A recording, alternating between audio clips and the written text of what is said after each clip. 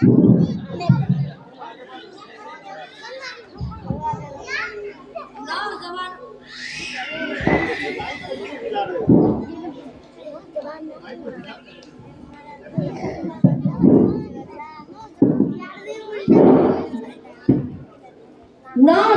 के दिल में जलती आग हिंदुस्तान है, शत्रु के पक्षस्थल पे करता राज हिंदुस्तान है। यह शौर्य है, बलिदान है और त्याग हिंदुस्तान है।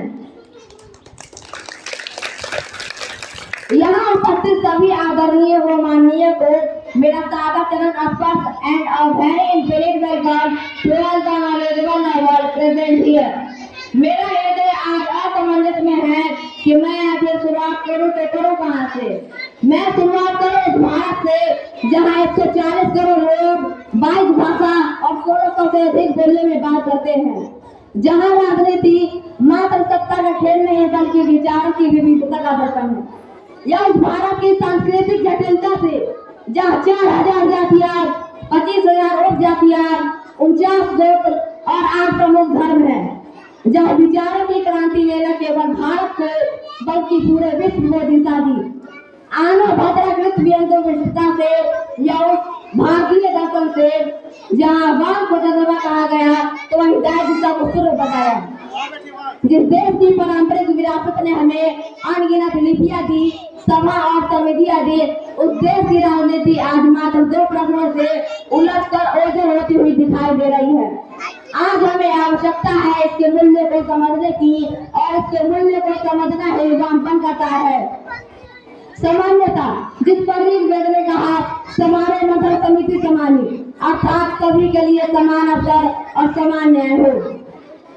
आधुनिक भारत में भूमि सुधार से लेकर शिक्षा के अधिकार तक वामपन ने गरीबों और दबे कुचले लोगों का आवाज बनने का प्रयास किया। तो वही दक्षिण पंथ का सार है कि परंपरावादी चाणक्य के अर्थशास्त्र ने कहा प्रजा सुख है सुख अमराज्य, अर्थात प्रजा के सुख में ही राजा का सुख है, जो कि संस्कृति और राष्ट्र की सुरक्षा को बढ़ावा दे रहा है। आज हमें आवश्यकता है इसके मूल्य प्रचारण को समझने की और इसके मूल्य को प्रचारण समझना भारत का एकमात्र लक्ष्य है।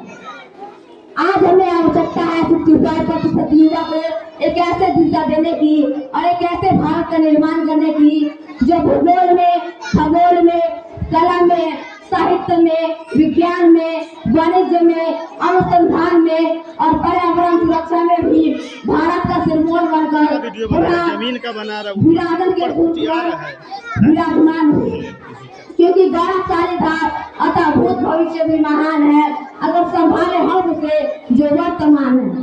दोस्तों, इतिहास गवाह है कि जब भी भारत पतन घटाया है यहाँ के युवाओं ने दिया जलाया है। भगत सिंह की गोली, सुभाष की धड़कन, झांसी की तलवार, ये सब हमें याद दिला दिया कि भारत सबसे पहले है। आज हमें कल उठाने की जरूरत है, खेल का बोल उठाना है, लैब में टेस्ट ट्यूब उठानी है, क्योंकि असली जरूरत गरीब की है, शिक्षा की है, पैमाने की है। यही नया भारत है, यही बदलता भारत है। दोस्तों, हमारे किसान घाटी का सीना चीर कर हमें अन्न देते हैं, हमारे सैनिक बस में खड़े होकर हमारे नींद बचाते हैं, हमारे साइंटिस्ट चांद पे पहुंच गए, हमारे इंजीनियर दुनिया भर में लोहा मंगा रहे हैं, तो क्या हम पीछे रहेंगे? बिल्कुल नहीं। मेहनत से, ईमानदारी से, एकता से हम हर चुनौती को हराएंगे। याद रखो, इतिहास होने का बनता है तो इतिहास लिखने उतर सकते हैं, क्योंकि आज भारत का इतिहास बहुत बिगड़ चुका है।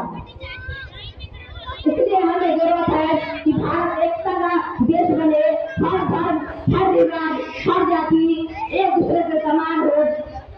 भारत आज डिजिटल बन रहा है, भारत आज सभी लोगों से, सभी देशों से अलग बन रहा है।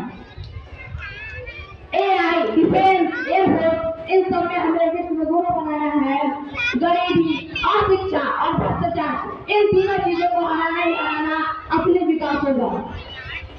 इसलिए हर बच्चे के हाथ में किताब हो, हर युवा के पास रोजगार हो, हर बुजुर्ग की याद में इज्जत हो और हर भारतीय का सीना गर्व से चौड़ा हो। इसी विचार के साथ मैं अपना बातें पे कदम करता हूँ। जय हिंद, जय भारत।